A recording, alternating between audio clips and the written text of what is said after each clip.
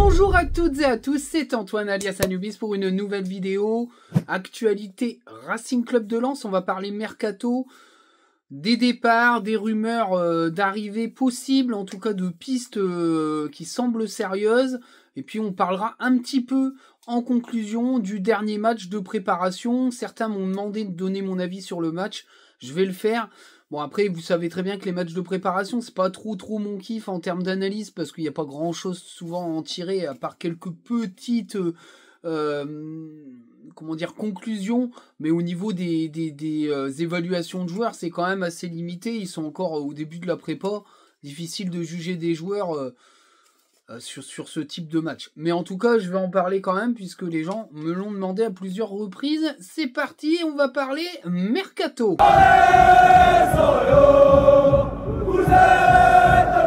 C'est parti donc pour le mercato, avec la grosse annonce, le départ de Nail El Ainaoui à la Roma pour 22,5 millions d'euros plus 1,5 million en bonus et un pourcentage à la plus-value à la revente.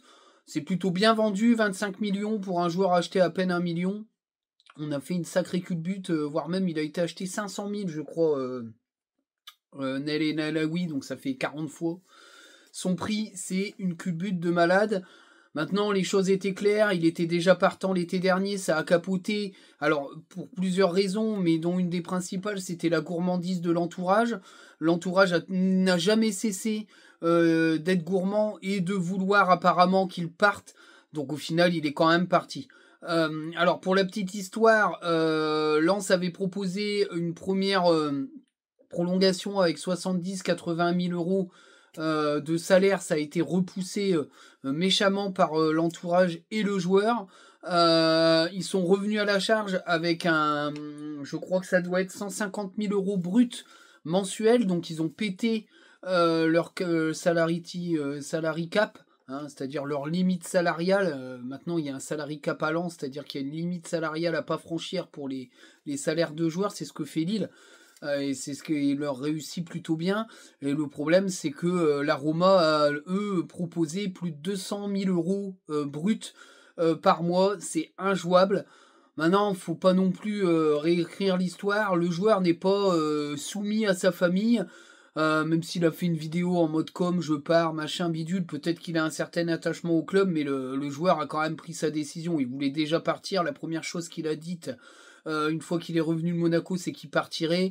Il a fait la saison qu'il devait faire, même si elle n'a pas été non plus extraordinaire. Il a joué qu'une demi-saison. La première partie de saison, il a été quasi absent. Et quand il est revenu, il a mis du temps à retrouver son niveau. Il fait une deuxième partie de saison de fort belle manière. Moi, je trouve que c'est très bien vendu et que le joueur voulait partir. Donc, à un moment donné, tu fais tout ce qu'il y a à faire pour le garder. Et puis voilà, il a refusé. Donc, les choses ont changé. La donne n'est plus la même. Au revoir, El Ainaoui. Merci pour les travaux. Un an, on va dire à peu près 1 an et demi effectif de jeu. Et encore, je suis un petit peu, comment dire, au-dessus du véritable temps de jeu de ce joueur, parce qu'il a joué qu'une véritable demi-saison. Ouais, on va dire, ouais, une saison et demie quand même, parce que la saison d'avant, il arrive quand même assez vite dans le 11 de départ. Donc, voilà. Et je pense vraiment que ça fait une saison et demie. 25 millions d'euros, c'est très bien vendu. Ça rentre dans la case prospecting, c'est-à-dire qu'on fait du trading avec des prospects peu chers, qu'on arrive à bien faire évoluer, et puis on les vend. Et ça permet de faire des cycles de budget, des cycles d'enveloppe mercato plus intéressantes pour continuer à réinvestir. Voilà. Alors, dans la foulée du départ d'Enea, il y a une rumeur qui semble être réel. Moi, pour essayer d'avoir eu quelques infos, il semblerait bien que le club ait fait une proposition pour le jeune Mathias Siltanen de Djurgården, milieu finlandais de 18 ans, un vrai crack, clairement. Alors, faut savoir que Siltanen, il est suivi par pas mal de gros clubs.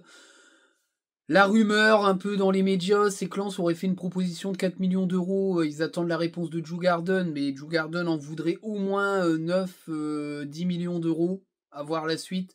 Milieu de terrain très talentueux, plutôt milieu central, milieu défensif, mais capable de faire du box-to-box, capable de perforer, une très belle qualité de passe, des capacités athlétiques hors normes pour pour un gamin de 18 ans. Donc voilà, c'est l'avenir au milieu de terrain. Tenter de l'enrouler ferait partie de ces fameuses belles surprises de Jean-Louis Léca, qui tente de faire des coups prospecting de très haut niveau. À voir si ça va se conclure, mais de toute façon, pour moi, s'ils font Siltanen, c'est parce que c'est un énorme coup.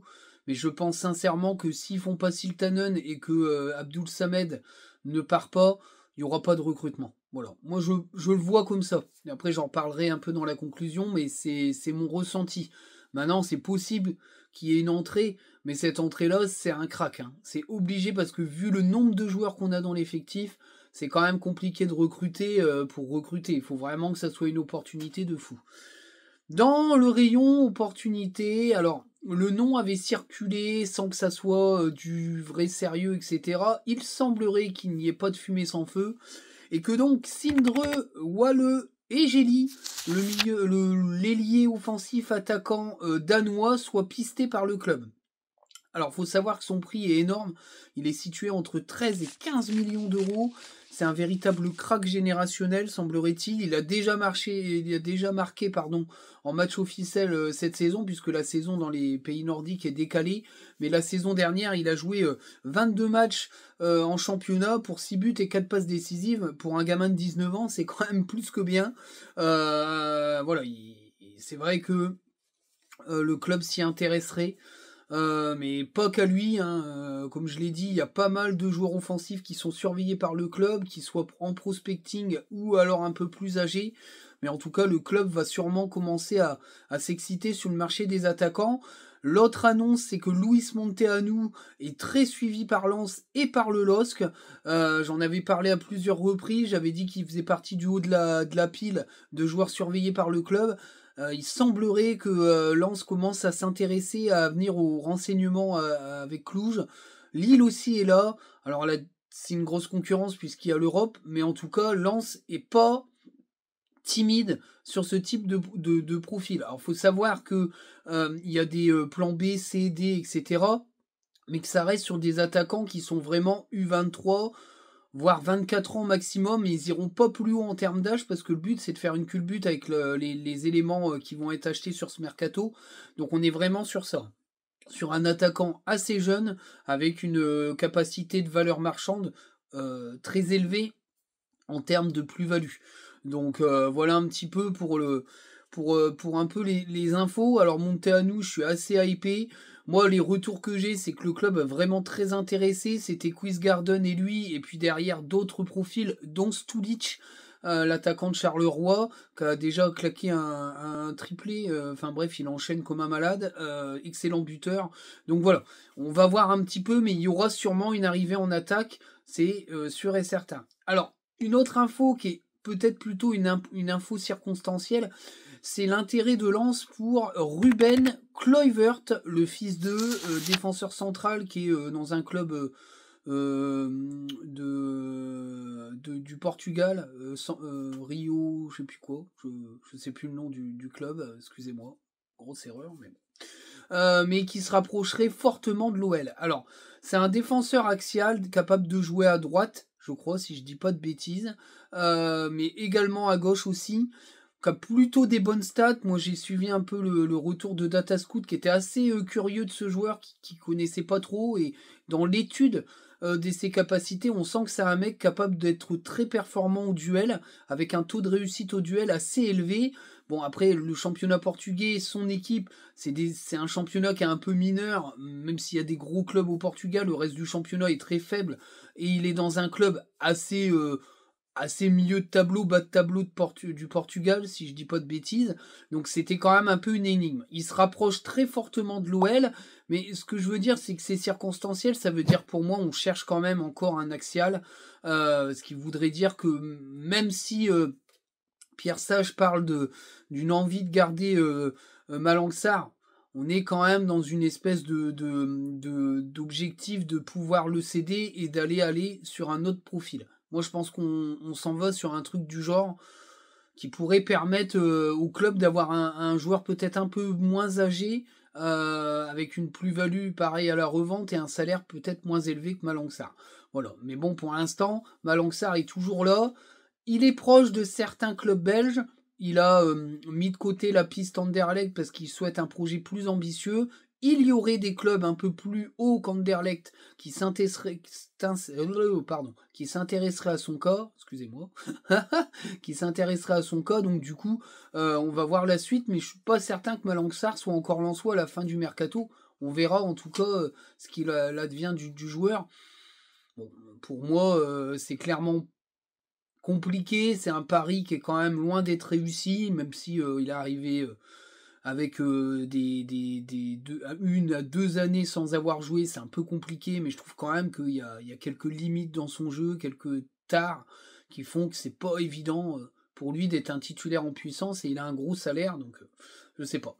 Pour moi, c'est un pari quand même loin d'être une réussite. Voilà un petit peu par rapport aux infos mercato. Alors les joueurs qui sont toujours sur la sellette pour partir, c'est Fujini et Samed. Pour l'instant, il n'y a aucune info sur un probable départ. Ils vont finir dans le loft ou alors à la disposition de la Régionale 1.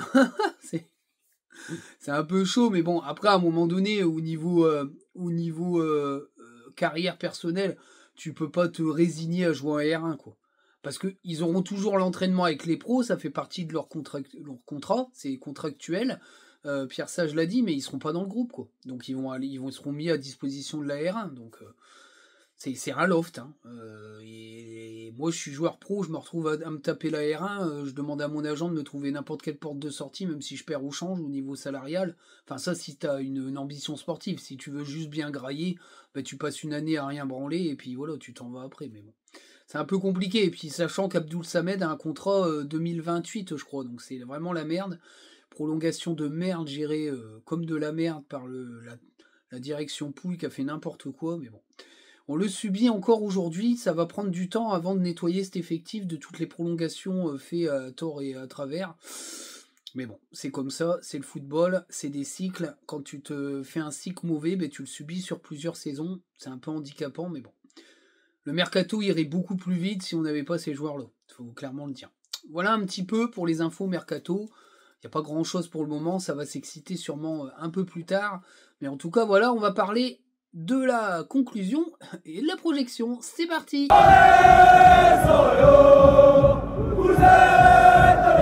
Projection, conclusion. La conclusion, c'est que ce mercato continue à avancer, même si l'handicap des joueurs qui ne sont pas bankable et qui pèsent un poids sur l'effectif est toujours là. Hein. On parle quand même d'un effectif à plus de 34 joueurs. Je crois on est presque à 37 joueurs. C'est énorme. Ça va bien sûr pas pouvoir rester comme ça. Donc il y a une partie dégraissage qui va sûrement se mettre en route. Côté joueurs confirmés, mais aussi côté jeunes, la prépa va commencer à éliminer certains jeunes. Alors, je vais en parler à la fin de ma conclusion sur le match, mais on peut déjà commencer à faire quelques petits paris sur qui va rester ou qui va partir en prêt. Hein. On va en parler de façon simple après ce match, mais en tout cas, voilà. Il y a deux mercatos en parallèle, un mercato des arrivées et un mercato des départs que Leka et Paro doivent gérer en même temps. C'est pas toujours évident. En plus de ça, il y a le football féminin à gérer, il y a quand même une Ligue 1 Arkema à gérer, donc c'est pas forcément évident. En tout cas, ça fait des prolongations de jeunes joueuses à tour de bras, ce qui est plutôt une bonne chose. Donc voilà, je trouve que c'est vraiment intéressant. On verra bien le mercato des filles. Au niveau Ligue 1, on verra bien ce que va faire le club. Alors pour la petite parenthèse, j'ai regardé le quart de finale entre la France et l'Allemagne. C'est clairement pas le même sport. Hein. Enfin, voilà, c'est pas de la misogynie. Hein. Je pense que le football féminin est un sport à part entière qui demande des qualités différentes du foot masculin, qui demande une vision du jeu différente du foot masculin. Et je pense que c'est comme si tu comparais le 100 mètres féminin et le 100 mètres masculin. C'est pas la même chose. Voilà, c'est pas la même chose. Pour moi, c'est deux sports différents. Ou la gymnastique masculine et la gymnastique féminine, parce que c'est pas les mêmes agrès. Alors c'est plus ça, parce que le 100 mètres masculin et le 100 mètres féminin, c'est quand même deux sports, c'est un mauvais exemple. Le 100 mètres masculin et le 100 mètres féminin sont très proches. Je comparais ça plutôt à la gymnastique féminine et masculine, qui sont 2 sports de gymnastique, mais qui sont 2 sports distincts, parce que déjà, il n'y a pas les mêmes types d'agrès, etc. Donc, je compare un peu ça, voilà. C'est plus proche de la gymnastique en termes de sport, avec le même nom, mais qui sont de 2 mondes différents. C'est hyper faible techniquement. Alors ça, après, ça évoluera peut-être dans les années, mais enfin, quand je vois les Allemandes qui jouent depuis des années du football féminin, techniquement, c'est très faible. Voilà, même la puissance de tir, etc. On est quand même sur des choses qui sont moins fortes que les hommes. On est dans des techniques de tir un peu plus compliquées. Le jump des gardiennes n'est absolument pas le même, parce que leur morphologie étant différente, elles n'ont pas les mêmes qualités au niveau de gardien, donc ça fait pas le même type d'arrêt ou la même mise en danger lors des frappes. C'est quand même pas le même sport. Et moi, j'aime pas, hein, pour être sincère. Comme j'aime pas non plus le foot américain. Je veux dire, c'est pas parce que c'est des femmes, c'est parce que c'est un sport qui me branche pas. J'aime pas le cyclisme non plus. C'est pas trop ma came. Mais voilà, c'est pas une histoire de femmes. Mais en tout cas, voilà. Je voulais faire un crochet là-dessus parce qu'on m'avait demandé mon avis sur ce car. Je l'ai regardé par curiosité et puis parce que on est tous un peu chauvins et républicain, on regarde notre pays, mais c'était quand même extrêmement faible à regarder et pas forcément très agréable. Voilà, parenthèse fermée du football féminin, je vais peut-être prendre le FC misandre dans la tronche, mais c'est absolument pas de la misogynie de dire ça, c'est une analyse sportive par rapport au foot féminin. Maintenant, je suivrai les matchs des filles parce que je suis lensois et qu'on doit supporter toutes les sections de ce grand club, mais bon, si je vois que ça me saoule, au bout d'un moment, je regarderai plus. Donc voilà un petit peu, parenthèse fermée, on va passer à ce match face à Dunkerque, match de prépa, victoire 5-1, je crois, face à Dunkerque. Alors, il n'y a pas d'analyse individuelle, même si on peut parler de certaines prestations, mais on peut toujours parler de la stratégie d'équipe. Moi, j'ai été assez séduit par ce qu'a proposé Pierre Sage avec un 3-4-3 évolutif. Alors pourquoi je parle de 3-4-3 évolutif? Tout simplement parce que c'est pas une vraie défense à 3. Moi je suis désolé et je suis pas le seul à l'avoir vu, ce qui me rassure parce qu'à un moment donné j'ai eu un petit débat avec un camarade tweetos, je le salue, où on n'était absolument pas d'accord sur ce qu'on voyait sur le terrain. Mais bon, après on débat de manière toujours structurée, mais pour moi cette défense à 3 était une défense à 3 évolutive, défense à 4. Alors je m'explique. Moi, j'ai bien regardé la défense parce que c'était ça qui m'intéressait. J'avais envie de voir un petit peu comment elle allait évoluer. Alors, vous aviez une ligne défensive de 3. Au niveau de cette défense, en fait, on était plus dans un système à 4 derrière, dans une phase de gestion du ballon, avec un 4-2-3-1. Je trouve que c'était à peu près ça, avec avec Bermond qui était plutôt un milieu offensif gauche, Satriano en pointe, et puis après il y avait Wesley Saïd et puis Guy Lavogui. Voilà. Guy Lavogui était d'ailleurs à gauche, des fois il venait décaler, il était recentré, il a bougé beaucoup Guy Lavogui. D'ailleurs, il a marqué un doublé, enfin j'en reparlerai après de Guy Lavogui. Et puis, quand on était en phase défensive, on retrouvait une ligne de 5, c'est-à-dire que Bermond redescendait et il recentrait Souleymane Sagnan dans une défense à 3, et puis ça faisait une ligne de 5. Donc, on n'est pas vraiment sur du pur 3-4-3 avec une défense à 3 tout le temps placée à 3. Voilà. Alors, c'est un peu différent des animations qu'on a connues avec Franck Hayes et Will Steele, parce que là, on est vraiment dans de l'hybride permanent. C'est pour ça que le recrutement d'Udol est intéressant, parce que j'ai lu un petit peu les conférences de presse, les questions de journalistes. Udol va être placé en axial gauche, mais il y a une volonté qu'il soit dans une rota piston axial gauche latérale. Ce qui veut dire que je pense qu'Udol va glisser comme ça en latéral, et va avoir ce rôle de latéral quand l'équipe aura le ballon pour pouvoir monter et proposer une solution dans le couloir, dédoubler avec l'ailier gauche, qui sera soit Bermond, soit un autre, etc. On verra bien quelle tronche aura l'équipe. Mais en tout cas, je trouve que c'est vraiment intéressant parce qu'on n'est pas sur une défense à 3 avec ton central qui décroche, enfin, qui peut monter pour donner des ballons. Là, on est vraiment sur une défense qui évolue pour créer plus de surnombre. Parce que c'est vrai qu'avec Francaise, on avait tendance à voir Danso monter balle au pied, ou Medina ou Grady avec les deux centraux qui venaient compléter la défense derrière. Là, c'est pas le cas.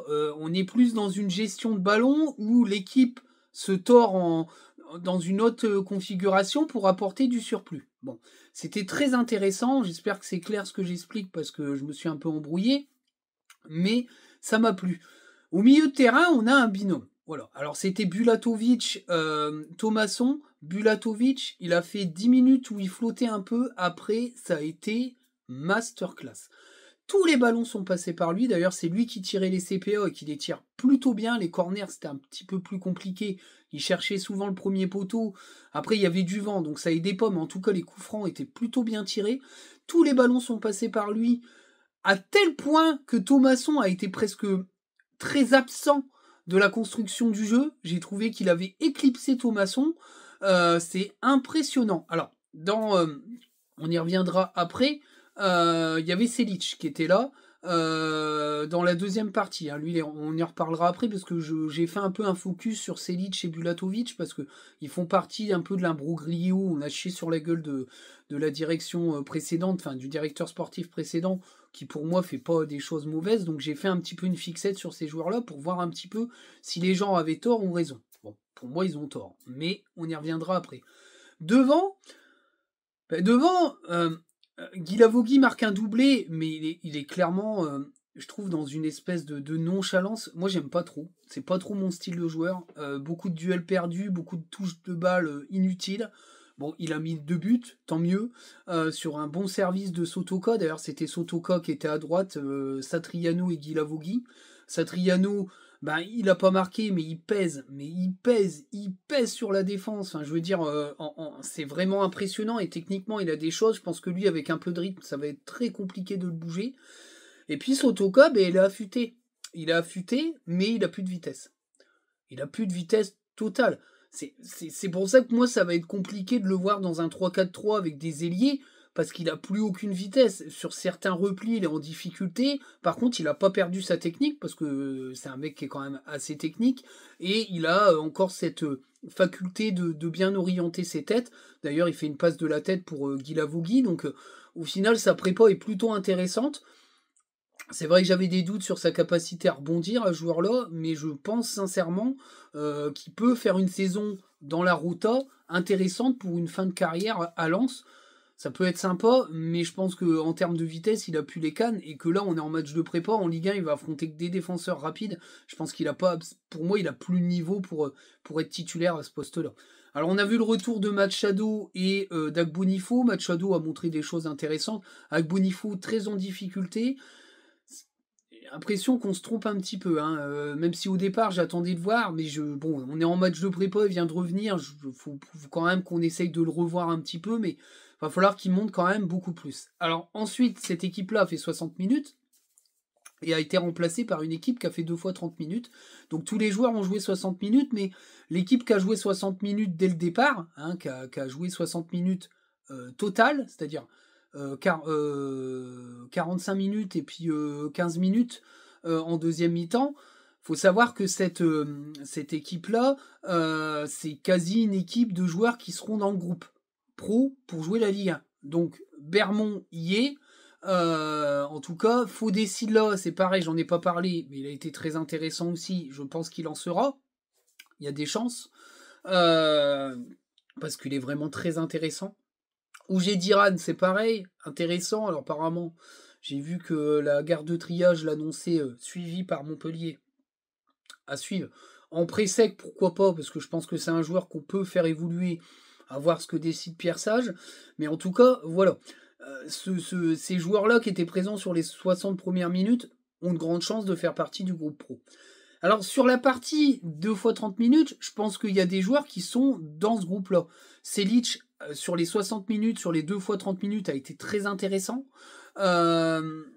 Sidi Bané, c'est compliqué quand même.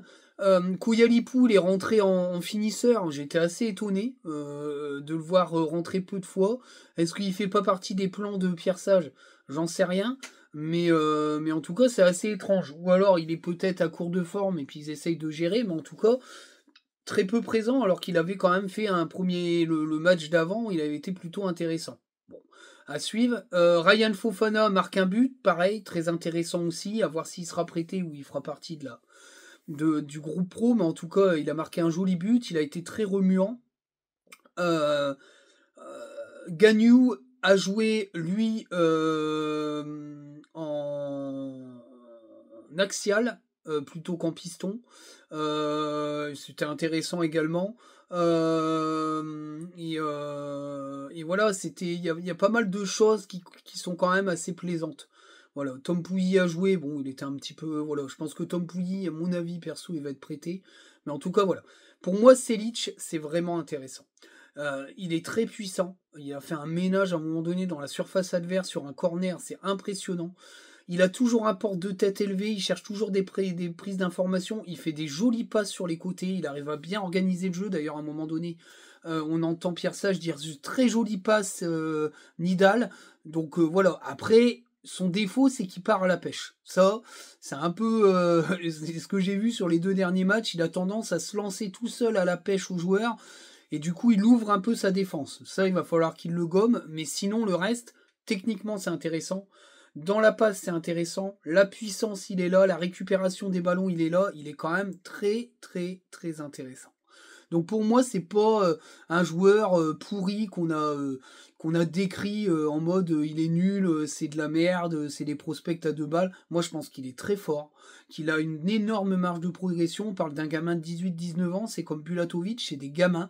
Et ces gars-là, il leur faudra peut-être 1 ou 2 saisons pour être énormes, mais je pense qu'ils peuvent être énormes. Voilà un petit peu pour ce que j'imagine de ce match.